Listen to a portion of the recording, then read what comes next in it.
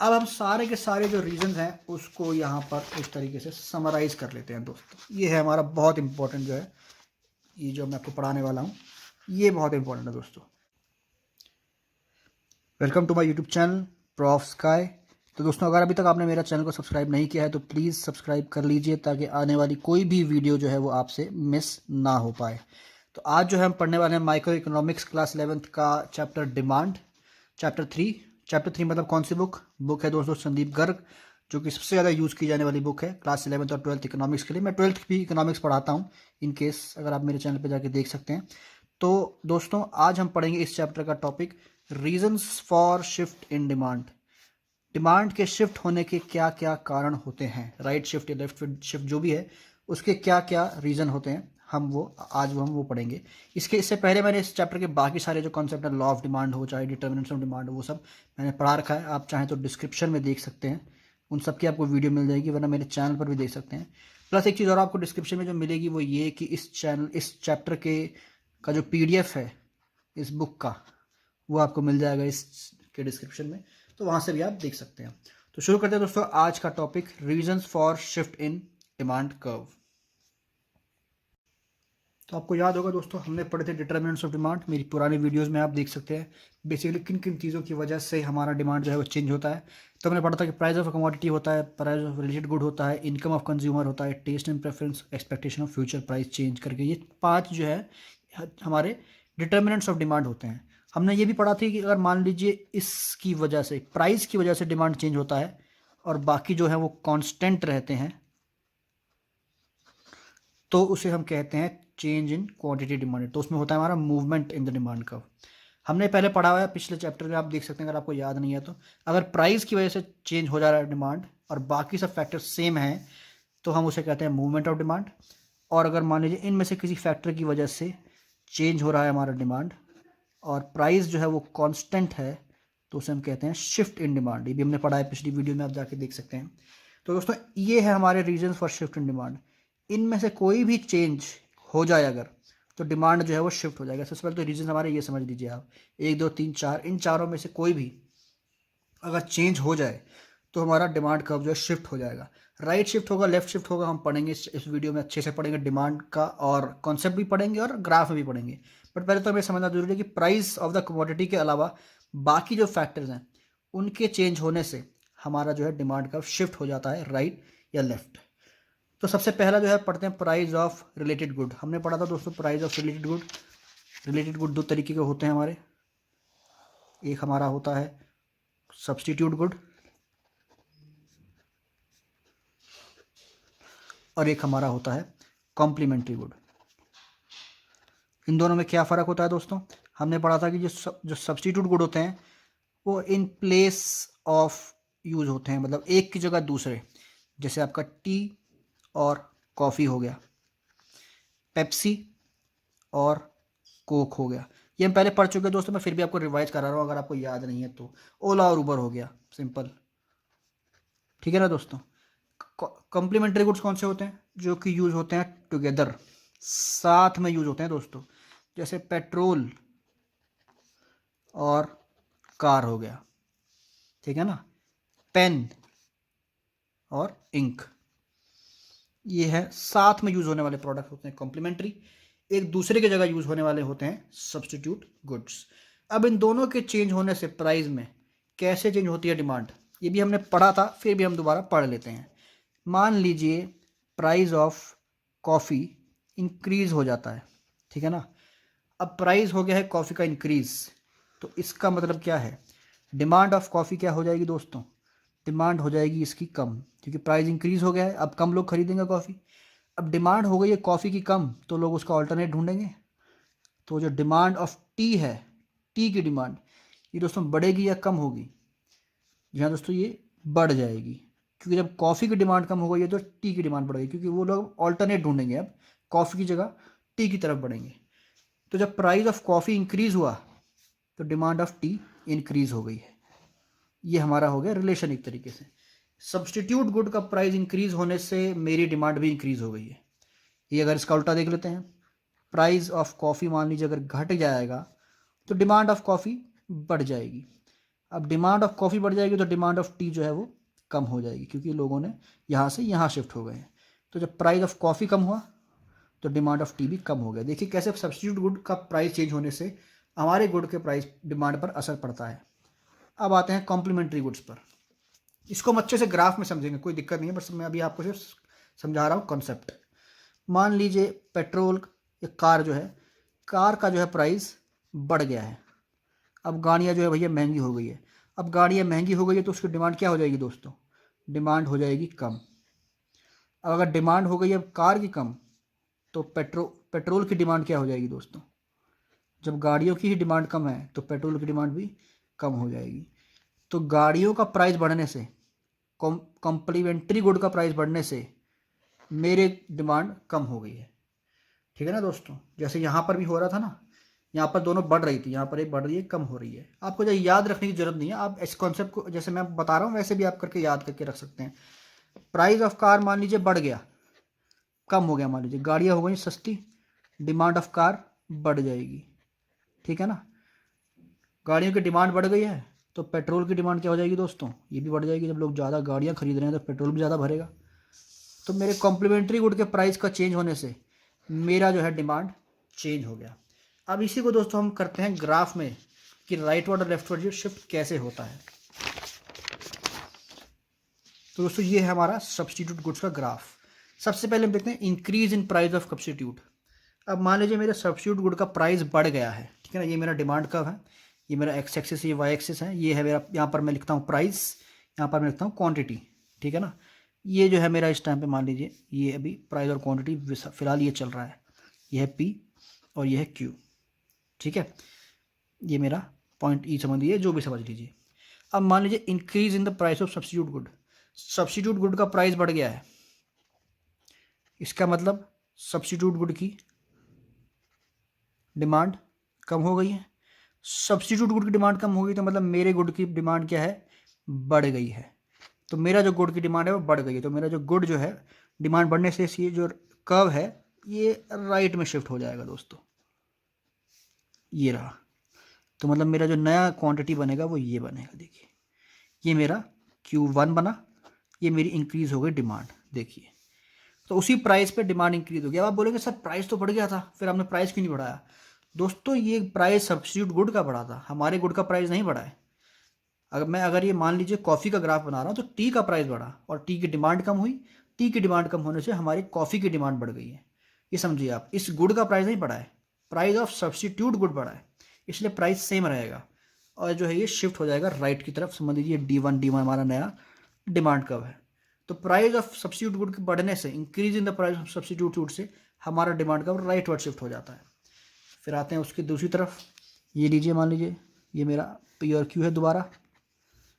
अब मान लेते हैं भाई decrease in the price of substitute. Substitute good का प्राइस कम हो गया है दोस्तों। अब याद करना तो याद कर सकते हैं, वरना हम वापस दोबारा करके देख सकते हैं। सब्स्टिट्यूट गुड का प्राइस कम हो गया है तो डिमांड क्या हो जाएगी? सब्स्टिट्यूट गुड की बढ़ जाएगी। जब डिमांड सब्स्टिट्यूट गुड की बढ़ जाएगी मेरे कॉम्पिटिटर की, तो मेरे प्रोडक्ट की डिमांड क्या हो जाएगी? कम हो जाएगी।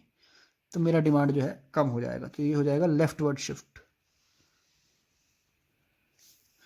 ये मेरा हो गया लेफ्ट वर्ड शिफ्ट और ये मेरा आ गया नया डिमांड Q1। देखिए कम हो गया है डिमांड, सेम प्राइस पे डिमांड कम हो गया है क्योंकि मेरा सब्स्टिट्यूट गुड का प्राइस जो है वो कम हो गया है। ठीक है दोस्तों, समझ में आ गया हमको ये कि कैसे राइट में शिफ्ट हुआ और कैसे लेफ्ट में शिफ्ट हुआ। अगर मैं आपसे पूछता हूँ सब्स्टिट्यूट गुड से लेफ्ट में कब शिफ्ट होगा, तो वही तब शिफ्ट होगा दोस्त जब प्राइस जो है सब्स्टिट्यूट गुड का कम होगा। सब्स्टिट्यूट गुड से राइट में कब शिफ्ट होगा? जब इंक्रीज हो जाएगा उसका प्राइस। ठीक है ना दोस्तों, आपको याद रखने की रटने की जरूरत नहीं है। जैसे मैं आपको कॉन्सेप्ट के साथ समझा रहा हूँ वैसे ही आपको समझ में आ जाएगा। हम कॉम्प्लीमेंट्री गुड की तरफ बढ़ते हैं। देखिए उसमें आपको और अच्छे से क्लैरिटी आ जाएगी। Increase in the price of complementary good, पहले तो ये बना लेते भैया, ये हमारा है P और Q, फिलहाल का जो हमारा प्राइस और क्वांटिटी है। अब भैया कॉम्प्लीमेंट्री गुड का जो है प्राइस बढ़ गया है, ऐसा समझते हैं। चलिए ये मान लीजिए मैं बना रहा हूँ पेट्रोल का, ठीक है ना? मान लीजिए हम ये पेट्रोल का बना रहे हैं। अब मान लीजिए उसने बोला increase in the price of complementary good, तो कार का प्राइस बढ़ गया है, इसका कॉम्प्लीमेंट्री गुड जो है प्राइस ऑफ कार बढ़ गया है। प्राइस ऑफ कार के बढ़ने से डिमांड ऑफ कार क्या हो जाएगी दोस्तों, कम हो जाएगी। अब जब कार की डिमांड कम हो जाएगी तो जो मेरा प्रोडक्ट है पेट्रोल, उसकी डिमांड क्या हो जाएगी दोस्तों, कार की डिमांड कम होने से कम हो जाएगी। तो मेरा ये जो है डिमांड कम हो जाएगी इसके प्राइस के बढ़ने से। तो ये है मेरा ग्राफ जो है वो लेफ्ट में शिफ्ट हो जाएगा और ये मेरा नया बनेगा Q1, जिसमें मेरी डिमांड कम हो जाएगी। ठीक है ना।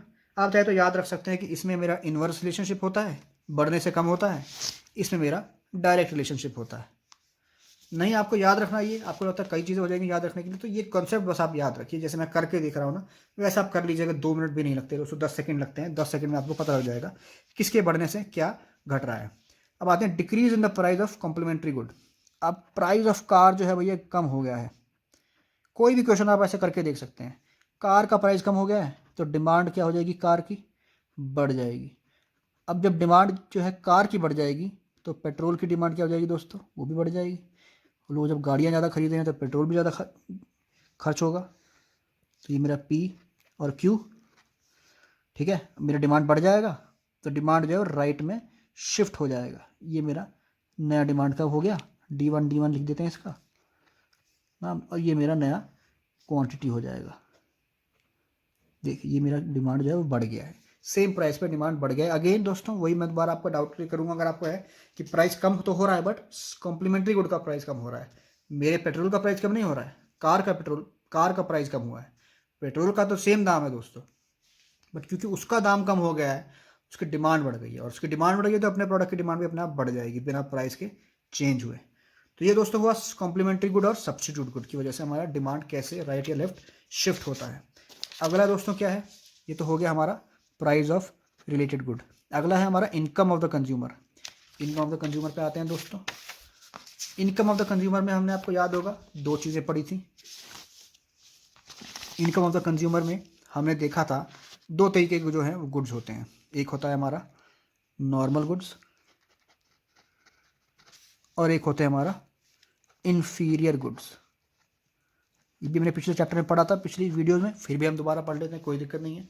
नॉर्मल गुड्स वो होते हैं भैया जिनकी इनकम के बढ़ने से उनकी डिमांड बढ़ जाती है, ये मेरे होते हैं नॉर्मल गुड्स। इन्फीरियर गुड्स कौन से होते हैं सर फिर, ये वो होते हैं भैया जिनका इनकम के बढ़ने से इनकी डिमांड कम हो जाती है, ये है मेरे इन्फीरियर गुड्स। जैसे सिंपल हमारा full cream milk versus toned milk, ठीक है ना दोस्तों। जब इनकम बढ़ती है तो हम सुपीरियर क्वालिटी का प्रोडक्ट बढ़ा लेते हैं डिमांड, और इन्फीरियर क्वालिटी के प्रोडक्ट का डिमांड कम कर लेते हैं, सिंपल, ठीक है ना दोस्तों। जब इनकम बढ़ी और डिमांड भी बढ़ी, ये होता है हमारा नॉर्मल गुड्स में। और इनकम के बढ़ने से जब डिमांड कम हो जाती है तो ये होता है हमारा इन्फीरियर गुड में। हम इसको ग्राफ के नज़रिए से देख लेते हैं दोस्तों, कैसे ग्राफ के थ्रू हम इसको कर सकते हैं। ये है मेरा नॉर्मल गुड्स का ग्राफ, ठीक है दोस्तों। ये मेरा P और ये है Q। अब मान लीजिए उसने बोला है increase in the income. Income के इंक्रीज होने से नॉर्मल गुड की डिमांड तो भैया इंक्रीज हो जाएगी ना, तो ये हो गया D1 राइट में शिफ्ट हो गया। ये देखिए Q1। फुल क्रीम मिल्क तो ज़्यादा खरीदूंगा ना मैं अब, जब मेरी इनकम बढ़ रही है तो इंक्रीज होने से मेरी क्वांटिटी इंक्रीज हो गई है डिमांड की। सेम प्राइस है, देखिए प्राइस मेरा सेम है क्योंकि इनकम इंक्रीज हुई है। डिक्रीज इन द इनकम में फिर वही होगा भैया, इससे हो गया हमारा P और Q। और जब इनकम डिक्रीज हो गई है तो फुल क्रीम मिल्क मैं कम खरीदूंगा, नॉर्मल प्रोडक्ट है क्योंकि। ये मेरा हुआ Q1, डिमांड कम हो गई है। तो इनकम बढ़ी, डिमांड बढ़ी, इनकम कम, डिमांड कम, इस नॉर्मल गुड के केस में। इन्फीरियर गुड का केस में दोस्तों एकदम उल्टा होता है, ठीक है ना। अब ये मैंने पढ़ा था कि जब इनकम के बढ़ने से डिमांड कम हो जाए तो वो इन्फीरियर गुड होता है। तो ये हमारा इनकम है दोस्तों, प्राइस और क्वांटिटी ये है।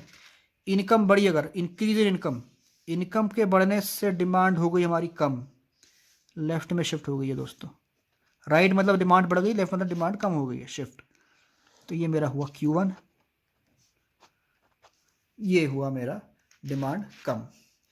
सेम प्राइस पे डिमांड हमारी कम हो गई है क्योंकि इनकम जो इंक्रीज हो गई है, ठीक है ना दोस्तों। इन्फीरियर प्रोडक्ट है ना, क्योंकि जब इनकम बढ़ेगी तो सस्ता चीज़ आप कम खरीदोगे, अब थोड़ा महंगा, थोड़ा क्वालिटी ऑफ प्रोडक्ट अच्छा ज़्यादा खरीदोगे। तो इनकम बढ़ी, डिमांड कम हो गई है। इस पे आते हैं दोस्तों, पी और Q, decrease in the income. अब हमारी इनकम कम हो गई है दोस्तों, अब क्या करें, हमको उनका डिमांड बढ़ाना पड़ेगा। सुपीरियर क्वालिटी का प्रोडक्ट हम कम अफोर्ड कर पा रहे हैं ना, तो वो भी हम जो पैसा इसमें डालेंगे, मेरा डिमांड जो है यहाँ पर बढ़ जाएगा। तो इनकम बढ़ी, डिमांड कम, इनकम कम हुई, डिमांड ज़्यादा हो गई। ये होता है हमारा इन्फीरियर गुड्स का केस। तो ये हो गया भैया हमारा नॉर्मल गुड्स और इन्फीरियर गुड्स भी हमारा जो है सॉल्व हो गया एक तरीके से। तो ये हमारा इनकम ऑफ द कंज्यूमर भी हो गया है। तो आते हैं टेस्ट एंड प्रेफरेंस और expectation of future price change वाले कॉन्सेप्ट पे। टेस्ट एंड प्रेफरेंस दोस्तों, ये भी दो तरीके की होगी, या तो राइट वर्ड शिफ्ट होगा या फिर हमारा लेफ्ट वर्ड शिफ्ट होगा। ये हमारा प्राइस और क्वांटिटी है, यहाँ पर भी बना देते हैं प्राइस और क्वांटिटी। चलिए, अब मान लीजिए टेस्ट एंड प्रेफरेंस में अगर फेवरेबल टेस्ट है आपका, फेवरेबल टेस्ट है, ठीक है ना, आपको वो प्रोडक्ट पसंद है कि आपको खरीदने ही खरीदेंगे, चाहे प्राइस बढ़े कम हो कुछ भी हो, आपको वो अच्छा लगता है प्रोडक्ट, या प्रेफरेंस है, या मान लीजिए समझिए रेनी सीजन में अम्ब्रेला की डिमांड, टेस्ट और प्रेफरेंस वहाँ पर आ गया ना।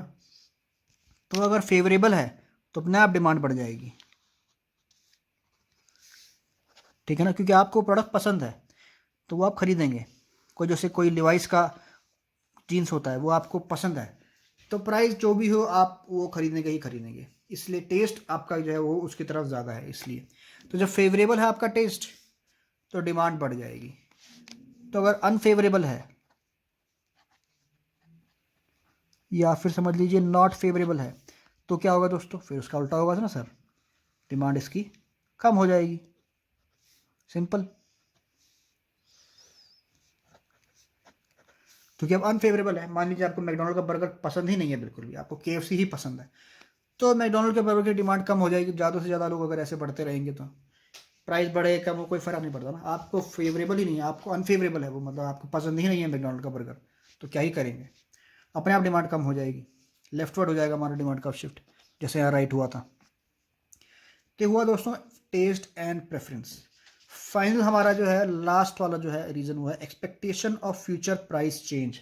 मतलब ये कि फ्यूचर में प्राइस चेंज होने वाला है, आपको पता है अभी फ्यूचर में प्राइस चेंज होने वाला है और आपको पता है अभी, तो आप अभी क्या करेंगे, ये हो गया मेरा प्राइस और क्वांटिटी, यहाँ पर भी मेरा हुआ प्राइस और क्वांटिटी। अब मान लीजिए आपको पता है कि फ्यूचर में इसका प्राइस बढ़ने वाला है, इस प्रोडक्ट का प्राइस बढ़ने वाला है, कोई डायमंड है समझ लीजिए, इसका प्राइस बढ़ने वाला है, अभी नहीं बढ़ा है दोस्तों, फ्यूचर में आपको पता है कि बढ़ने वाला है, तो इसकी डिमांड अब आज के टाइम पे क्या करेंगे, तो इसकी डिमांड आज के टाइम पे बढ़ जाएगी, क्योंकि आपको पता फ्यूचर में इसका प्राइस बढ़ जाएगा, तब मेरे को महंगा पड़ेगा, अभी सस्ता है तो खरीद लेते हैं ना, तो मैं इसकी डिमांड जो है वो आज बढ़ा दूंगा। ये रहा क्वांटिटी डिमांडेड, ठीक है ना। आपको पता भैया कुछ सेल लगी हुई है डिस्काउंट मिंत्रा पे और वो 3-4 दिन में ख़त्म होने वाली है, तो प्राइस वापस बढ़ जाएगा, तो आज आप उसकी डिमांड बढ़ा देते हैं, आज ही खरीद लेते हैं, चलो यार आज ही खरीद लें, क्या है प्राइस बढ़ जाएगा बाद में, ठीक है ना दोस्तों। जब फ्यूचर में प्राइस इंक्रीज़ होने की उम्मीद है तो डिमांड आज हम इंक्रीज़ कर देंगे। फ्यूचर में प्राइस अगर डिक्रीज़ करने की उम्मीद है कि यार प्राइस कम होने वाला है, मेरे को पता भाई 1 महीने बाद मिंत्रा की बहुत ही बढ़िया वाली सेल लगने वाली है, 50% डिस्काउंट मिलेगा भैया, अपने को पता है कि ये जो है प्राइस कम होने वाला है फ्यूचर में, तो मैं आज नहीं खरीदूंगा, आज मेरी जो है डिमांड लोगों की कम हो जाएगी, फिर अब क्यों खरीदें, 1 महीने बाद खरीदेंगे ना जब सेल आएगी बढ़िया वाली, तो ये मेरा डिमांड जो है यहाँ पर कम हो जाएगा, this will shift towards the left, जैसे कि ये राइट में हुआ था। तो जब फ्यूचर में आपको उम्मीद है कि प्राइस बढ़ेगा तो आज डिमांड आप क्या करेंगे, बढ़ा देंगे, क्योंकि फ्यूचर में क्यों खरीदें जब महंगा है, तो जब फ्यूचर में आपका प्राइस है कम होने वाला है तो आज आप डिमांड कम कर देंगे, ठीक है ना, क्योंकि आपको पता फ्यूचर में कम हो जाएगा, तो अभी क्यों खरीदें उसको, बाद में खरीदेंगे। तो हुआ दोस्तों हमारा expectation of change in price.